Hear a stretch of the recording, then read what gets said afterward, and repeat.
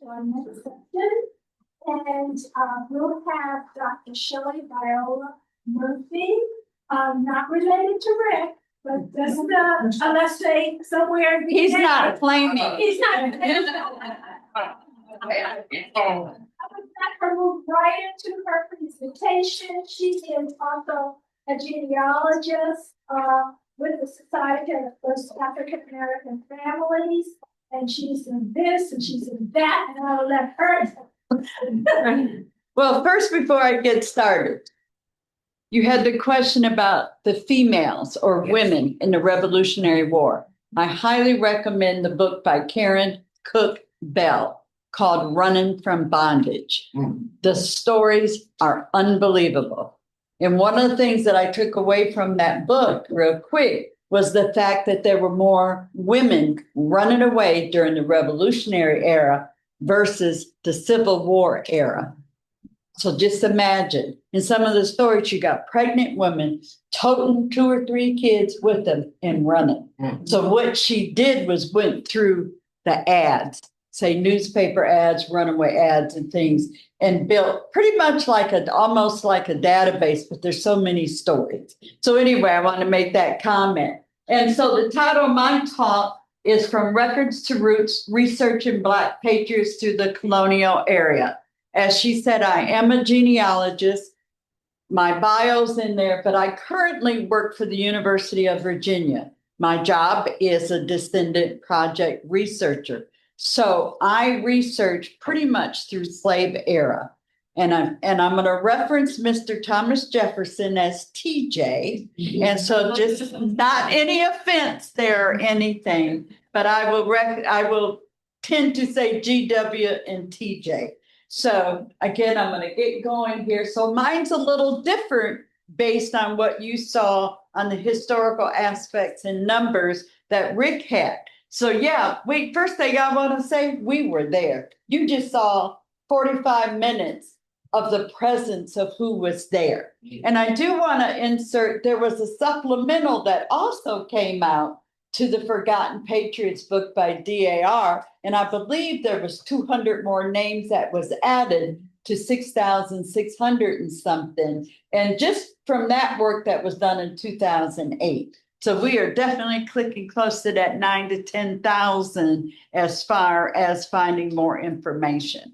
So it is a good time to celebrate 250. I'm going to talk to you about Murphy's Rules. I do genealogy talks all the time. Some of you have been there, supported me. Thank you. But I never go without saying something about records, and you'll see some of that. I'm going to highlight a little bit of the Black Patriots from this area. I'm going to talk about the lineage societies and why it's important to be in partnership with them as well as becoming members as well. So I'm not selling a pitch or anything, but I want to walk you through the process just so you understand, for the people that have documented their ancestors back to this time, somewhat what they had to go through to prove to that lineage society, whichever hat they're wearing, if it's the Sons of the American Revolution or the Society of the First African Families of English America, down to even Sons and Daughters of the U.S. Middle Passage, which would be more Civil War time. But it's really about the documentation. And of course, all throughout, I will talk about challenges and then my personal connections to this area, which, if it goes right, according to my supporter back there, Mr. Rick, and other applications that have been approved, my line from this county will be the first person of color for me on my Patriots in DAR. So I'm hoping, I'm stacking up enough, and you'll see some of the stuff. That's the bio. It's there. I do the work for University of Virginia. I also do other work, but don't want to spend time there. I want to make sure we get through what I want to cover. So again, America 250. Well, here we go. We do have something to celebrate, but it is an opportunity for us to restore some erased histories. Rick commented throughout his presentation of what we didn't know and why didn't we know, but now we know, and there's even more to find out. So we've got a lot of programs, entities that are going on trying to bring this more to light. I currently have an exhibit in Charlottesville at the Jefferson School African American Heritage Center about the Black Patriots of Central Virginia. There was no way I was going to let Virginia 250 say anything or leave anybody out. So I did the same research area for my work with the university, the Central Virginia counties. The Valley will be the next set of series, and I'm going through the whole Commonwealth. And it doesn't matter if it's one person from the county that I find, the name will be there, at least that people will know. So again, my mission, along with 250, is to honor all the contributors. That's the men and women. And of course, we want the public to be engaged, and we want voices to be heard. So here comes Murphy's Rule. Number 1, genealogy is about time, location, and asking questions. So it doesn't matter if you're the historian or if you are the family historian, the scholar, or the genealogist, whatever label. This is all that we're doing when we're researching, right? So number 2, these are strategies. These are Murphy's rules to follow the money, the land, the water, the community, and the faith of the people. Those of you that do this research that know that every one of those components can lead you to somebody. Revolutionary War, we're looking at money and we're looking at land, but we also got to look at the faith of the people, right? And we'll have questions at the end, because typically, why do you have water up there? Migration. I'm going to answer it right now. If you're on the move, you're migrating, you got to go down that road or whatever that path is. You're not going to be too far from water. So there's a lot of ways that you can track, especially looking at the older maps, because they've got animals a lot of times that are with them for when they're migrating. They've got cows and things. They're going to have some water. So again, just don't leave that out. And there's other records associated with waterways and things like that. So that's Murphy's rules. And Rick, you are welcome to use Murphy's rules anytime you want. Because those are rules to genealogy. So again, my hat is on the genealogy side. I'm not a historian, but I am known for strategies and methods for conducting genealogical research. So again, we've seen some of this on Rick's. What do you know about the Revolutionary War? You saw the 1775 to 1783, the importance of that. The British did finally surrender. October 19, 1781, Americans were officially independent of Britain. Remember, this Revolutionary War, different from other wars in this country, it was an integrated war. You saw the numbers. It was not lily white. It was not. You had the indigenous and you had the descents or African descents, African Americans. It was colorful. Everybody was involved in this breaking away and getting our independence. So again, we want to make sure that all stories have a voice and that we can track them. So Virginia's key. You heard about Massachusetts. Now I'm going to bring you to Virginia. It was key. It's definitely key. They were the most populous colony during this time, right?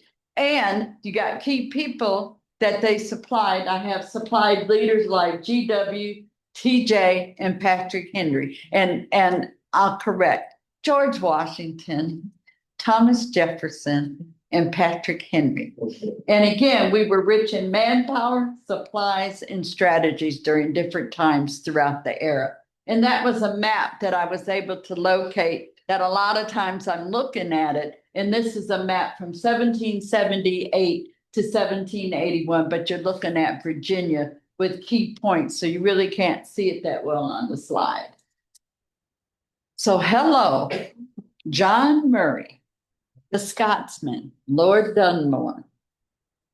Rick talked about the proclamation, and you can see it right over there. So he kind of got the attention of a few people, especially in Virginia or any slaveholding place. You know, he was the Earl of Dunmore, he was the governor, and he did declare that martial law and basically is going to emancipate all the enslaved people or indentured servants that were willing to fight on the British side. And the question you asked, yeah, no, they didn't like that. No. GW didn't like that. They did not like the fact that their property was going to go oppose them, which they already had the fear of them anyway. That's why there was so much control. So again, that's the proclamation. You can definitely download it and read it because there's more stuff in there that we usually don't talk about. And then Rick made a comment that there was another one. So you've got the Philipsburg Proclamation that was 1779, and it basically just enhanced the Dunmore Proclamation. And again, it just expanded more on what was going to happen and who could be involved. It included rebel slaves who could escape, ready to serve for the British or not, but it was anywhere throughout the colonies. And again, you're seeing the actual proclamation there. And the Philipsburg is actually an area. I had to do research on this last year, and I'm thinking, wait a minute, I don't remember any general or somebody with the last name Philipsburg. It was an area. So it's Sir Henry Clinton who issued the Philipsburg Proclamation. And you can see the big word of Negroes up there and so forth. And again, it just enhanced Lord Dunmore's proclamation. How many of you heard of Jack Jewett? You know about Jack Jewett. Thank you. I'm a member of the Jack Jewett DAR chapter in Charlottesville. So this is key, what I'm talking about today. And he's basically labeled as the Paul Revere of the South. So basically June 3rd and 4th, and it's always celebrated also at Monticello, right? Jack is in so how should I call it? He's in a tavern, as they would call it back then. We would call it a bar today. So he's in a tavern and he's hearing these soldiers talk about going to Monticello. And they're going to go get TJ and the other, TJ's governor at the time, and go get the other, say, Virginia officials and notables that are at Monticello. So he gets on his horse and he rides 40 miles to warn them that the British were coming. And he was successful because TJ and others hauled butt out off of Monticello.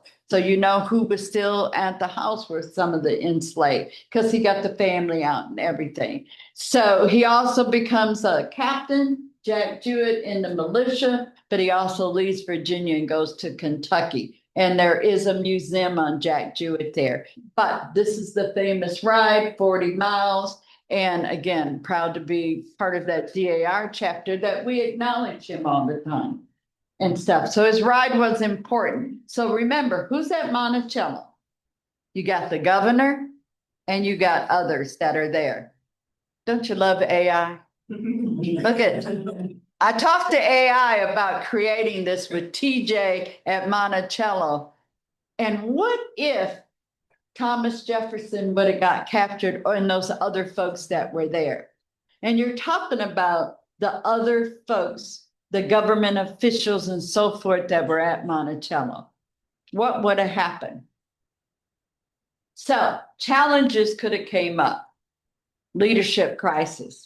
Right? You got the governor, you got people thinking that who they're going to replace for the governor and other people in the state. You know, you got public confidence, you know, morale's going to go down if all your leaders get caught. That's automatically. So there's going to be different changes and things that could have happened if he didn't get warned by Jack Jewett. So y'all let my DAR chapter know that I praises of Mr. Jack Jewett. But who would have benefited if those folks would have been captured? The British, right? Militarily. So if they remove the leadership of the Commonwealth, that's a great time for them to step in. And also, there's got to be some psychological things that if they can be captured, so can others. You got loyalists in Virginia. They might have used the chaos to strengthen their position, right?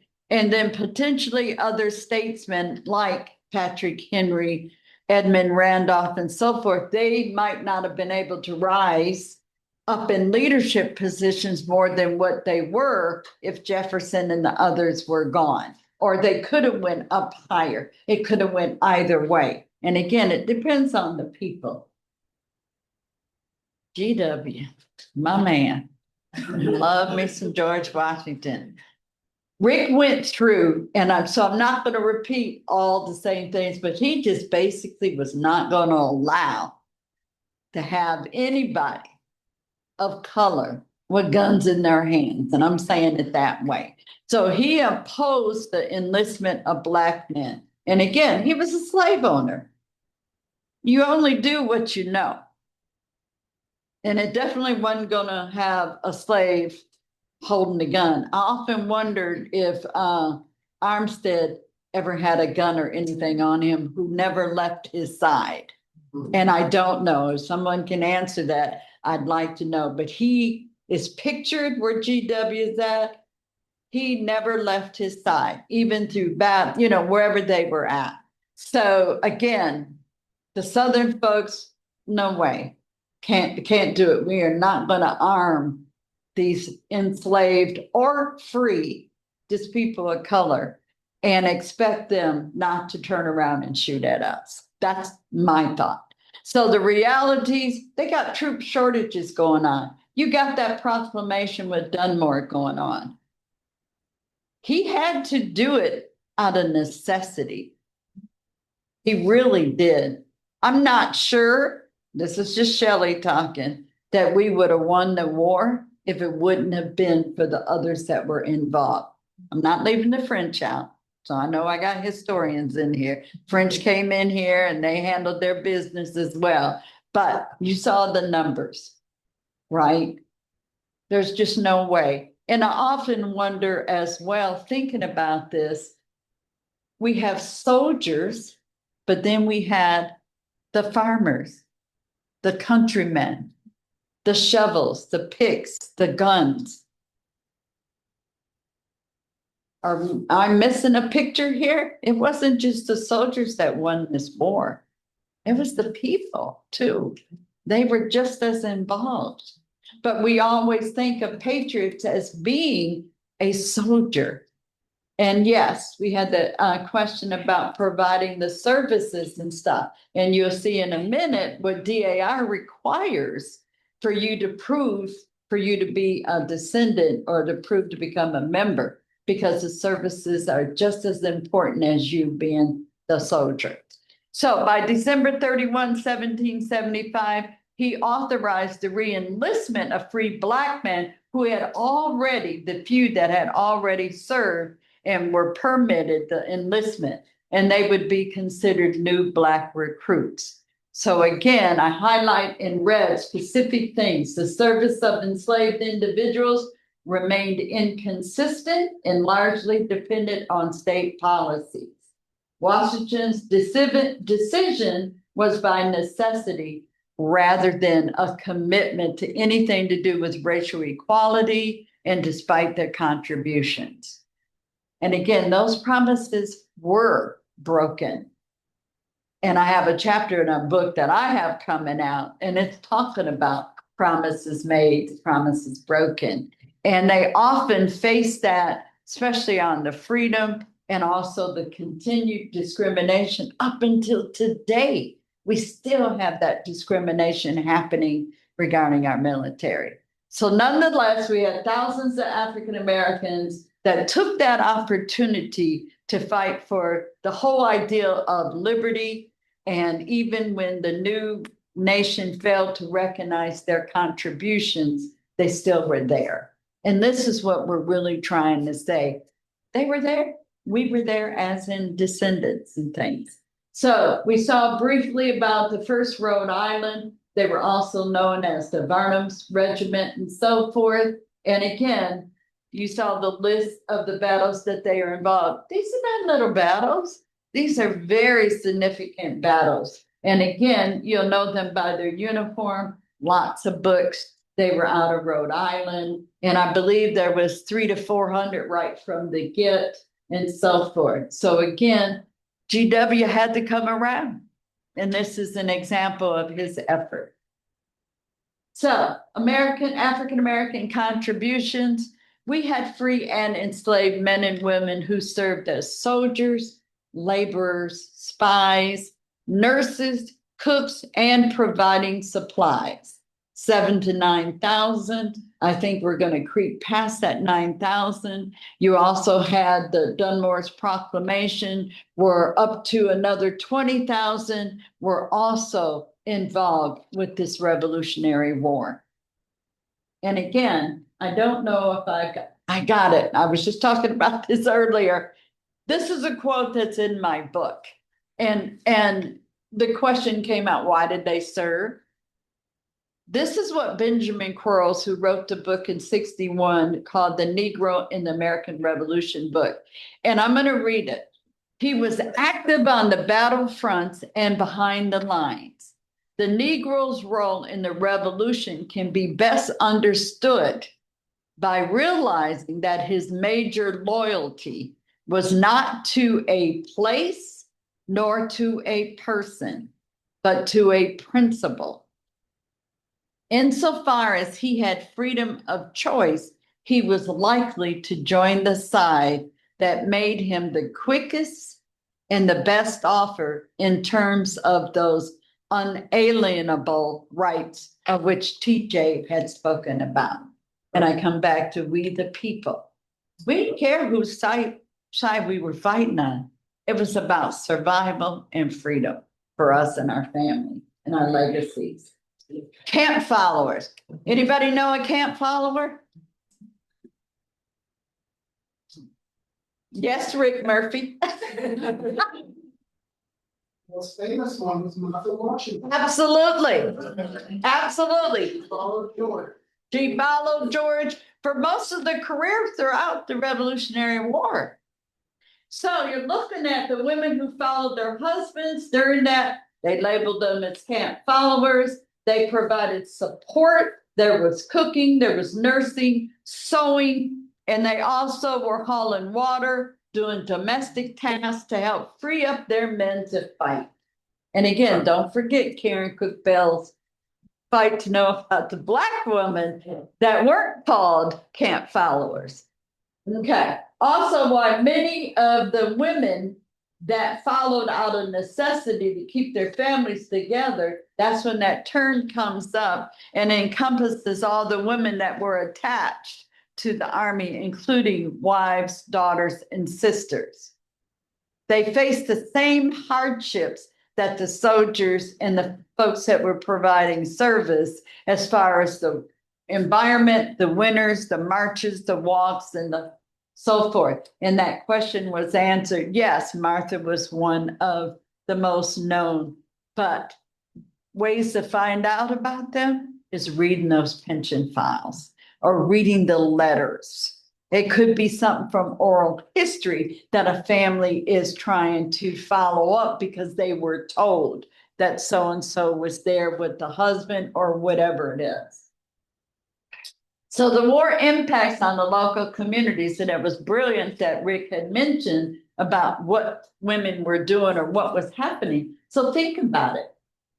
Farms were destroyed. Economy was impacted. Women were handling the business at home if they weren't at the camp or with their husbands. And again, you got post-war migration was going westward. So again, this is chaos that's going on. So genealogical research and challenges. Yes, the records are sparse during this time because of courthouse fires and so forth. But again, now my genealogy hat's gonna come on. Just because the courthouse burned, which Loudoun County didn't, but there's some courthouses that burned like during the Civil War 2 and 3 times. But that doesn't mean records were lost. Anybody that went into that courthouse also walked out of that courthouse. Typically, if you're buying real estate, even today, you're walking out with your copy.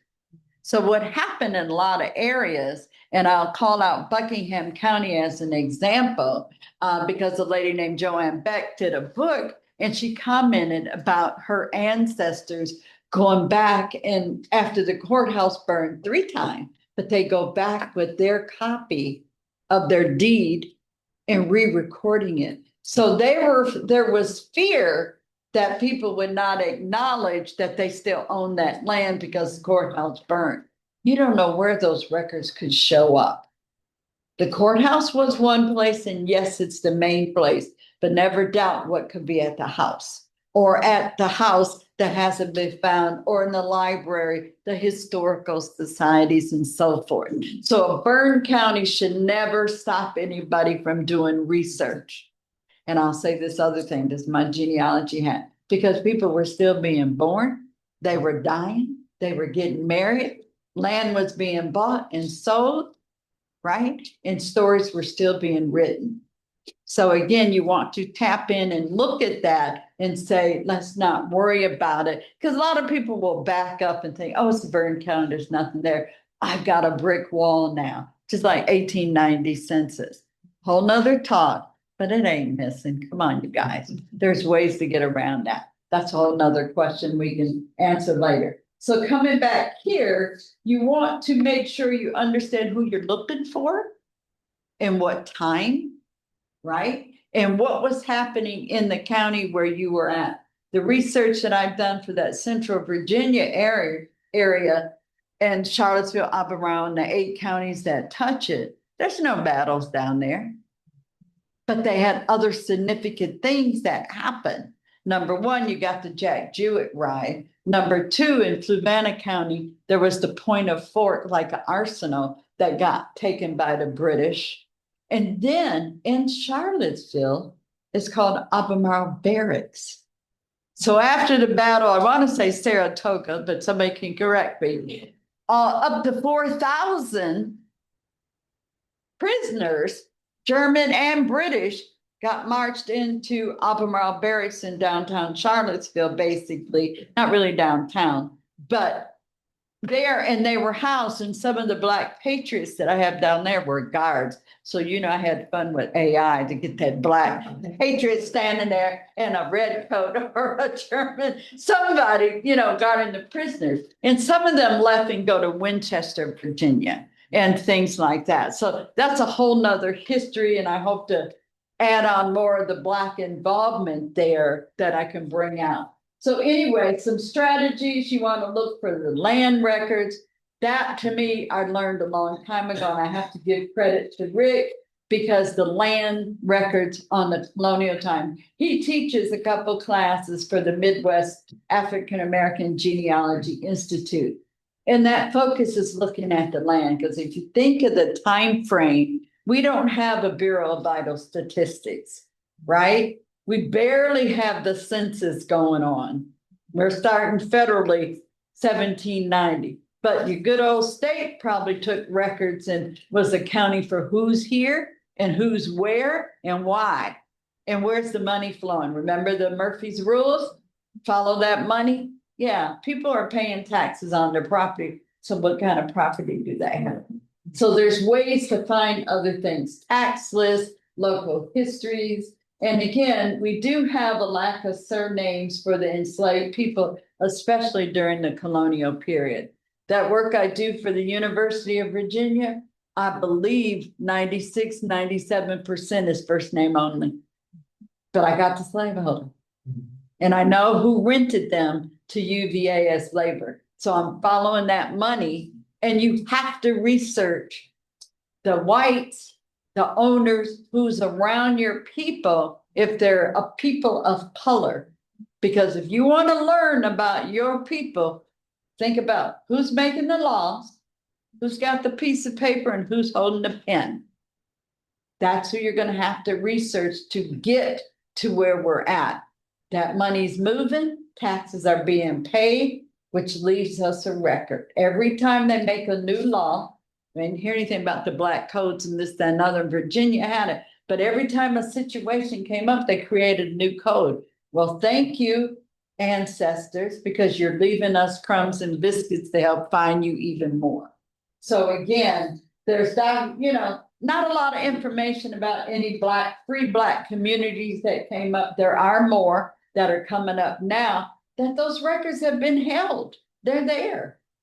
Talking about the maroon type communities, have you ever heard that term, things like that? So records, of course, are scattered.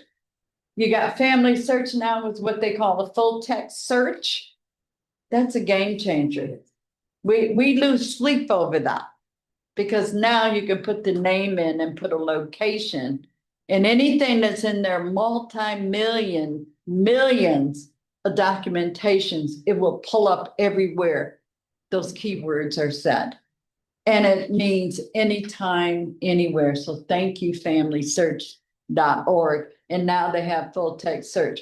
And the Freedmen's Bureau, just as a side note, they're all on there now. So that's 1865 to 1872. And Virginia Untold from the Library of Virginia is now uploaded in full text search. So anyway, coming back, you got racial bias in the record keeping. There's boxes in courthouses and libraries that have not been opened.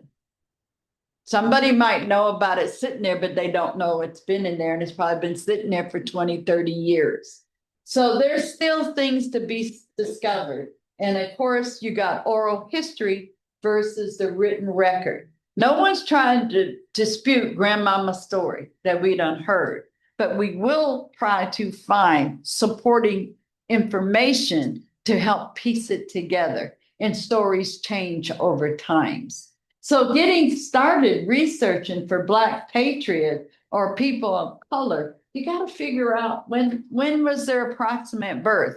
Because I don't know if everybody even has their exact birth date or their exact age when you're talking about enslaved folks. So again, you got Revolutionary War, battles are going from 1775 1783. And so based on the birth years and what we have from pension records, they would be born between 1726 and 1767, which is logical.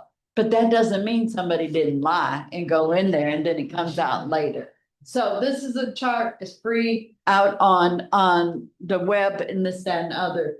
That at least gets you started. Could they have served? And even if you were looking for USCTs, go to the Freedmen's Bureau. Another question, if that comes up later, we'll talk about that. So strategies for overcome any research barriers. And I'm speaking about revolutionary time frame, but this could go any time frame. You got to start with what you know. That's it.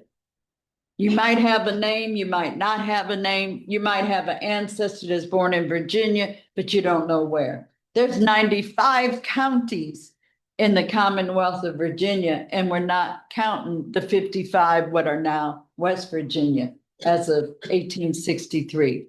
So you want to conduct what we call reverse genealogy, and of course you already do the traditional genealogy. Reverse genealogy is where you start with the ancestor, start with the dead and come to the living. Traditional, you start with you and you're going to the dead. Does that make sense? So it's just the reverse. You have to do both. You want to look at whatever military records are out there, pension applications, especially anything rejected could still have just as much information or enough clues to get you to another low. There are several sites online besides the National Archives, and you got the American Battlefield Trust and so forth, National Park Service and so forth. But again, this is your big takeaway. Anything that is online was originated at the local level. So you want to exhaust your research at your local community level, wherever your people were at, before you have fun with Ancestry, Family Search, and everybody else. Because anything that's online, somebody went there and scanned it, took photos or whatever, and put it up. There you got a database. But it go where it was originated. And this comes into, for folks, if you know, the original versus secondary sources and things. You want to get as close as you can to a primary source. But when we're dealing with enslaved people, that's not necessarily, and me and DAR we will have conversations about that, because there might not be a primary source, but you could have supporting evidence that brings light to that. So don't forget court records. Love Loudoun County. When I found out they didn't lose any records, I spent quite a few weekends up here. Yeah, donated to the hotels and get checked in and the whole 9 yards. So examine your church, and of course Quaker, because there's a big population of Quakers in this area in the county and so forth. So again, you want to look at land probate and chancery records. Chancery records are a gold mine, just like a pension record, and the Library of Virginia has an index. I'm not going to tell you all of them are up there, but everyone I've been looking for, I found. So they're up there. So that's at Library of Virginia. DNA testing, it's going to be a supporting type thing, right? Remember, anything on DNA is supporting, but DNA does not lie, right? But it's supporting evidence. And of course, you want to join lineage societies. So Loudoun County at a glance. What was going on here? You got Loudoun Resolved, happened here in Leesburg. You got the militia coming together in 1775. You had the reading at the courthouse on 1776. You got the Loudons at Valley Forge, and then the Champ Mission. You got militia records. I'm telling you the ones that I know about. There's probably more. 56 and 57, and I'll tell you why that's important to me. And of course, you can look on Family Search and Ancestry for militia court records, and of course, the Library of Virginia. And don't forget, for Revolutionary War, Fold 3 has 95 to 96% of everything you're probably going to look for is going to be on Fold 3, because that has made their mission. And they are probably got, and I'm saying 95% of what National Archives has is going to be on Fold 3, which is a subscription base. So in Paul Heinig's book, I'm going to highlight those gentlemen that Alicia mentioned earlier. You had John Chubb. He enlisted from here in Loudoun County, right? And if you're not familiar with Paul Heinig's book, it is The Free African Americans in the American Revolution, just on the Revolutionary era. North Carolina, Virginia, South Carolina, Maryland, and also Delaware. Also, there's a website here, Red War Raps. Anything, and I'm saying it this way, anything was done 10, 20 years ago, probably has more information about it. So there could be things lacking here, or even errors, even to the DAR book, which, like I said, we can download as a PDF.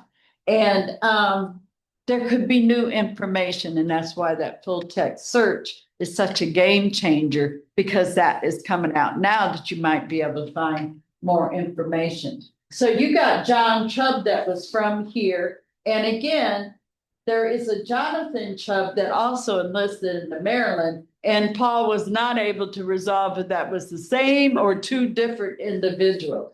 But he served in the 6th, talking about John, in the 6th Virginia Regiment and so forth. And again, he's on Fold 3. And then there's the site for Paul's book on the specifics. And he's noted up there on the wall. So I love the fact that these men that I highlighted was also on the slide when Alicia had mentioned to him. Then we got Mr. James Morton. Love AI. I want a man holding a gun. I want a man of color holding a gun from the Revolutionary War time. So anyway, he enlisted also in Loudoun County and served 18 months. And then was sized on May 28th, 1781. But what's brilliant about some of these descriptions in the pension, I now know what he looks like. Age 20, 5.3 inches, black hair, dark eyes, yellow complexion, Indian features, a sailor, born in Boston, Massachusetts, if he heard me back there. So that's Sir James Morton. And again, the Chesterfield supplement size roll, gold mine to go through there. And again, it's on that RevWar app, and you can download any of these things. So Paul Hynek is a huge, his work is huge for African Americans. Shelley, quick Yeah. question, is there any? I'm sorry? Any indication that James Morton was free or enslaved? Did not say. Okay. Further research. And when I hit Loudoun County for the next book, hopefully I can determine that. Charles Pierpoint, 2 different spellings. Spelling doesn't count in genealogy. So anyway, he's listed as a mulatto living in Loudoun County, right? And you can read the information on him. I'm not sure, was Charles on your list up there? Not sure. Yeah. Okay, he's the other one now. He may not be in this picture. Okay. So he enlisted as a substitute, just like during the Civil War, they could substitute for someone else and go serve. And again, description, age 18, 5 feet 8 inches, black hair, hazel eyes, yellow complexion, Indian features. I don't know what's going on, but we're in America, y'all. We're gonna look at all of this. So anyway, and the information and the sites and things. All right, so Abraham Warren or Warwick. And again, I'm referencing, and again, another AI generated soldier there. Don't he look good? And he's holding a gun. And he's going to shoot some British people. Anyway, he was living in Frederick County, but he also was born in Loudoun County. And again, 39, 5'4.5", he's just a little bit taller than me, black complexion. And again, where he lived was in Frederick County and born in Loudoun. And again, there's the references on that. Okay. This one here is a challenge for me, and Wigborn, because I'm not quite sure what this last name might be, but he was also a substitute. He's considered yellow. So you know there was a whole bunch of mixing going on up in this area. I'm just letting y'all know that, because my people are up here too.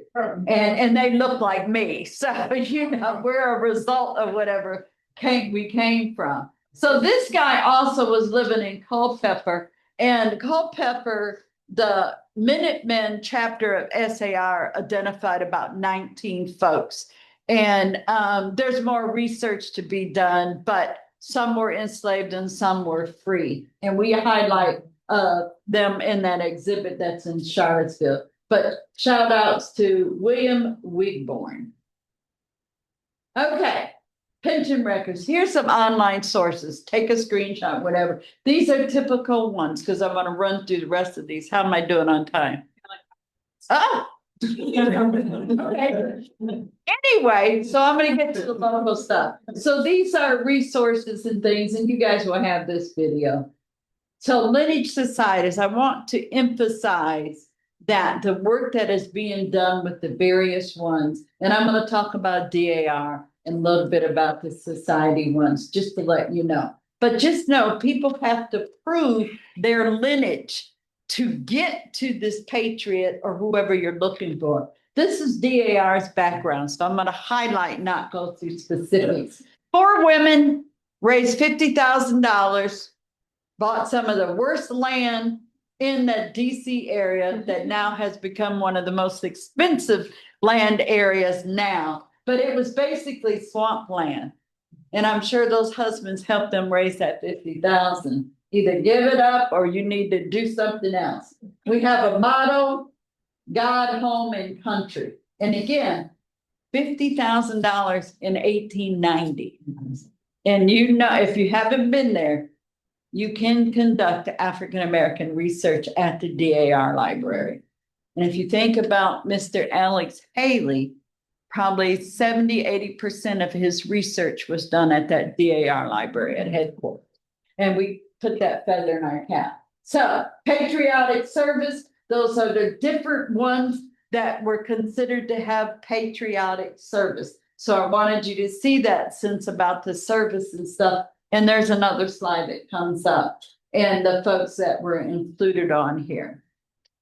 So examples of the services: rendering aid, doctors, nurses, ministers, prisoners of war, service in the Spanish troops, and this, that, and other, providing supplies and services to the troops. And again, these are the things we need to document to make sure we can prove our ancestry. It's about the blood. Those four, and I'm going to say those four white women, on what they were doing and what they were building, was to have that direct line. It is blood. So again, if you're adopted, not of blood, you're not getting into these lineage societies. That's a rule coming back from 1890, right? And so how do you determine that? That's strategies and things that a lot of genealogists and us work on. And sometimes we're not going to have a record to show the relationship. What if my daddy was the slave owner and I'm the product of his relationship with one of his slaves? I'm direct line, but I got to prove I'm his daughter. And there's ways to do that. So what's acceptable? Again, DAR wants a document. Traditional. Okay, just traditional. You just got to prove it. So we mentioned about this. I'm going to skip this because Rick commented about it. But again, you can download it as a PDF and you can download the supplement. Just make sure you know there's two. There's 82 more pages to go. Service criteria, they had to do something during that 19th of April through the 26th of November, which are all the British troops, of course, out in New York. So the process, if you're interested, you find out if there's a chapter in the area you want to look for, you contact that chapter. And again, there's people within the organization at the local chapter that will help you and help guide you with resources and information. But it's going to be a forum. And of course, it's going to cost them money. This is Sons of the American Revolution. They've got 4 steps. And again, you're doing the same thing for all of these lineage societies. You got to determine the eligibility, reach out to the local contact, collect your data, then start your application. So there's a process. There's even worksheets that you can use. Now I'm going to talk about Sophia, Society of the First African Families of English America. You're doing the same thing.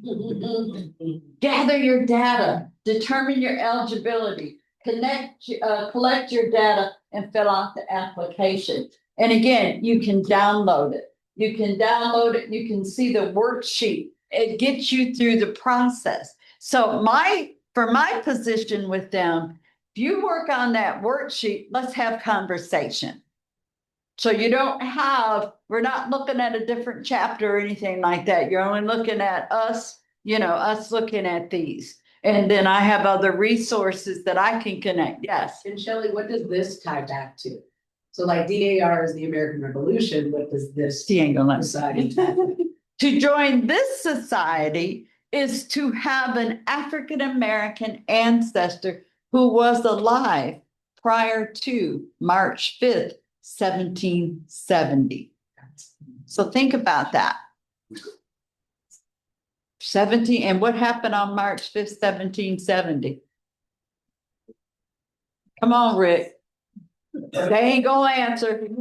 Shelley, actually, the date is August 1619, which is the arrival of the first Africans who came here, English America. And that's important because that was 1 year before the Mayflower. Even goes back. So in 1619 through the end of 1770, we include the Revolutionary War as well. So it's a more inclusive period of time. And since most of our ancestors were here in the 16 and 1700s, Mhm. that's why we have so many people without money. And can you believe it? You got Black people documenting their folks all the way back to 1619. And I will say this, and I hope Jamestown is listening. You knew, you had the papers, you had the records. Nobody was writing on it. It's there. It's there. So again, we were there. I think Rick made the comment, there wasn't a war or a battle or something that happened in this country where people of color were not involved. And again, who's the writer? Who's the holder of the paper? Who's the holder of the law? So let me go back. So basically, you're doing the same thing. So I would say start off in the March 5th date was the Boston Massacre. Okay, that date, but again, expand it back. So we're able to do this, and people are working on this. There's generations of people that are trying to figure out where did they come from. I did a talk yesterday for WikiTree, and I hit my DNA, and I just said, well, who am I? And looking at everything, the whole combination of what made up me. And it was like, well, how am I identifying? Wait a minute. And I identify as African-American. I grew up African-American culture, but DNA don't like that, you know? But anyway, now let me run through locally. We got Luke Goins that was here. He's born in Virginia. I don't know where. 1739, he married a Margaret. And he might have married a Susan. We got debate going on right now. Or it's a Margaret Susan, right? They had 11 children. He is one of the signers with his brother Jason on the 1781 petition of dissenters, or the 10,000 signature document of the Commonwealth. Okay. He served in the militia, and oh my goodness, said he was a drummer for one day. So I thought that was just the cutest thing. So somebody must have died and he had to step in and whatever. So he also purchased 158 acres in 1817 and here in Loudoun County, and he died in 1836. These are some of the records within the research that I did. 1810 census, 10 people of color in the household. This is 1820. He's in Aldi. This just says Loudoun. He's in Aldi. And again, 11 people in the household. 1830, he's in Middleburg. Okay. And again, you can see the brilliant spelling of Luke. So key documents. Went to the courthouse.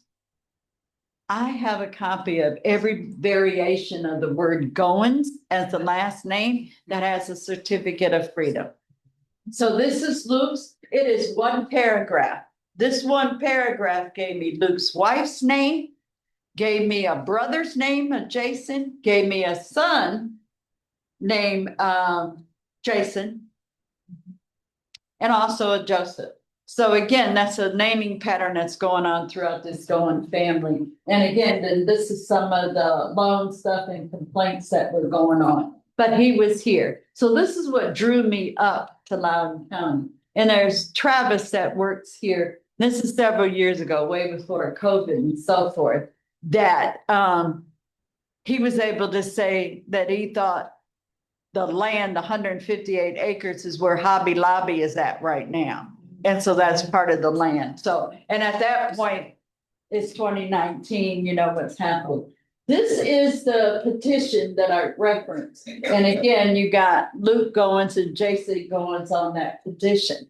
And the reason I make this as a point is because there are 9 approved DAR applications because they use this document. There's 10,000 Virginians that sign on this document. And I was able to find all the resources throughout the Virginia Magazine and other sources that identify different counties where people had signatures. So my job now is to look at everybody's name there, right? And see if they're all Loudoun County people, because my 2 people, Luke and Jason, are there. And of course, I'm going to DAR. All right, here it comes. Application. Give me this man of color because he was there for this, which is within the time period, right? Plus he served within the state or county militia, state militia, and so forth, plus his brother. Okay. Now, there's other things. He dies. Estate's got to be settled. So there was a local thing about him. The property being sold is 158 acres. So again, I'm giving you different things we looked at over time. And the involvement again, there's a timeline about the militia on Encyclopedia Virginia. If you have not used that site, it's under Virginia Humanities, but it is called Encyclopedia Virginia. So this is the timeline of Loudoun's militia. Okay, and it's brief, but there's more to an article that this goes with. And again, you can see the Luke, there's a Joseph, because my third great grandfather's name is Luke Goins, who's born in 1807 here in Loudoun. But he leaves Loudoun and he goes into Jefferson County, Virginia, AKA West Virginia. His parents are Joseph and Nancy. So again, I'm tracking this naming pattern to find out if I'm coming from the son or the brother Joseph or the brother Jason. It's not resolved yet. So there's militia records. This is family search. If you're by the family center, where are you? Raise your hand. You can tap into some of these things that are available, but you have to be at a family center or out in Salt Lake City, Utah, or an affiliate library and so forth. Is Thomas Bosch an affiliate? Oh, we might need to talk. We need to talk about that. Okay. The Library of Virginia, just so you know, a couple of years ago became an affiliate. So they can tap into things that are not online. Well, they're online, but not to the public. So forth. So anyway, this was 2 militia groups from Loudoun. So the genealogy, and I'm giving you just my line and my personal attachment here. You got me, and I'm saying I'm either the 5th great granddaughter of Luke, or I'm the 5th great grandniece from Jason. They're brothers. And it goes from my mom. And my mother is still alive. She's 95. And I brought her and we pulled into Hobby Lobby. So I wanted to know if she had been listening to me. This again, see if she had heard me and so forth. And I said, well, look around. Where are we at? And she said, Luke? Yeah.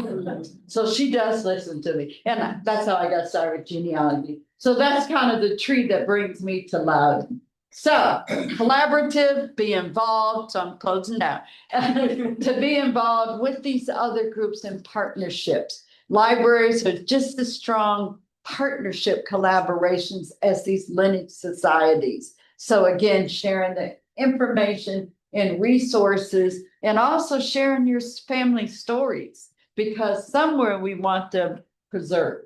You got online collaborative tools. I've been using WikiTree for a while. We can have another conversation about WikiTree, and all of my UVA research is on WikiTree right now.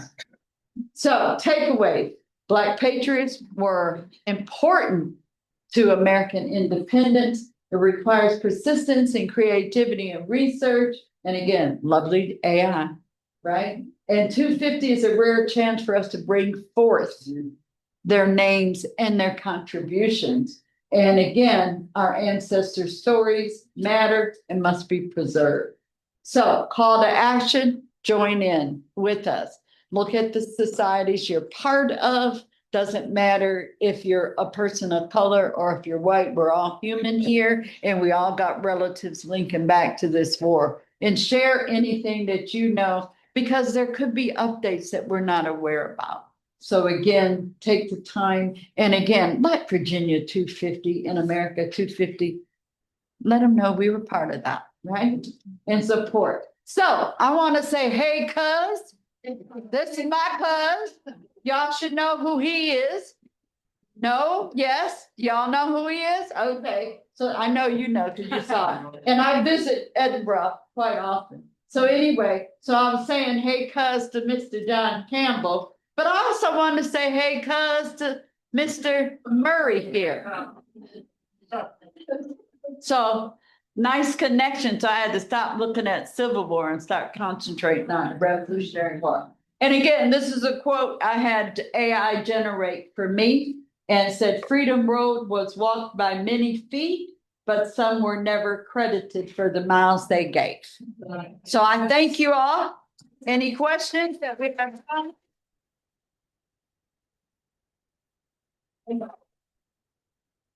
Contact information, there's a glimpse of the exhibit that's down there and the contact information and any questions. Yes. I just want to thank you both, Rick, and your presentation. Imagine this information getting out to the folks who were disconnected with the story that they were, just the story that they were told that they didn't have any contribution at all. And it's still lost in the world type of thing. This is a way of reconnecting back to their inputs.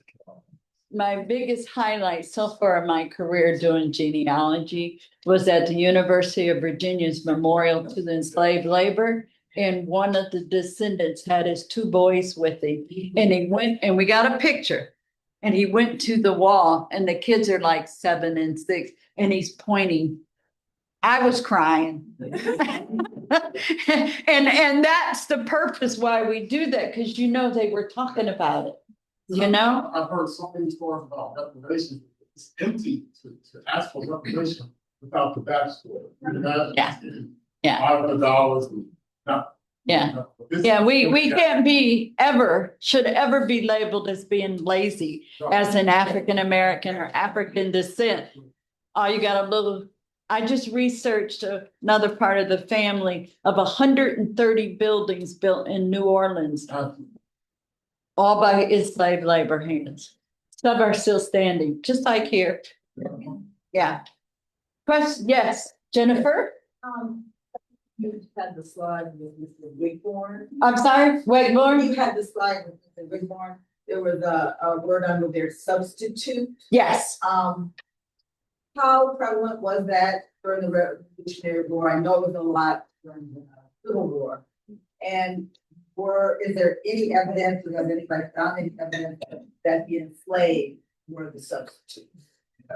Absolutely. And yes, and it was, as far as I'm concerned, and other historians could comment, but I think it was just as common as it was for the Civil War as it was. But I will make one thing about Civil War. They got paid. The slave owner got $300 for allowing their enslaved to go and fight. And so there is a little difference. I have not found during substitutes or the Revolutionary War where any money was there. It might be there. I just have not seen it yet because my research is concentrated in a certain area. It worked the other way. Okay. His slave, he was losing his property. He's losing his slave was going to be free for the service. Yes. And he wouldn't have to go fight. Right. And that was it. So that was his compensation. In Civil War time, loss of property, government, you need to pay me for my loss. Rick? There's documents where enslaved people were substitutes and the money they received had to go to the enslaved. Absolutely. So there is documentation. Thomas Jefferson? University. Yeah, he sent 4 of his enslaved. Have no 5. Any lineage descent. I'm sorry? Yes, Because did the substitutes have? Oh, yeah. Oh, yeah. Because I'm looking at records of a belief enslaver of mine out of North Carolina. Yeah. And he's a patriot. Uh-huh. And he had enslaved people, mostly males. And they were all skilled carpenters. Yeah. all the way up. So I would say yes to that, and I know we need to go, but I do want to comment that Thomas Jefferson sent 5, and one of them is your ancestor, Mary Hemmings Yes. Bell. And again, she was the woman that was also captured in Richmond and held prisoner by the British. They did release her back, but was held as prisoner. And I have a beautiful AI of her with being a prisoner. Yeah. So anyway, I'm gonna take one more question and we're gonna have to go because some folks have lunch reservations. To know what tool you use for this images. Chat GPT, and I'm at 5, so I pay a monthly So fee. put in. I give the prompts on what I'm looking for. And like when I work up profiles, this is what I want you to do. Here's the background information and put it in this format for me. So I'm telling it everything I want in there and they make it pretty. Yes. Sure. Was the reservations with the speakers at Rebellion. And out there for everyone else, was the maps with where you can, don't go too far, because, What time do we come back? we come back at 1:25. Okay. So that's that. If you brought your lunch, Vonda in the back will show you where there's some benches on the side. And I've got a dash with them. And then we'll see you back here. It's 1:25. Because we will start without you, but do remember, be safe and it is being recorded.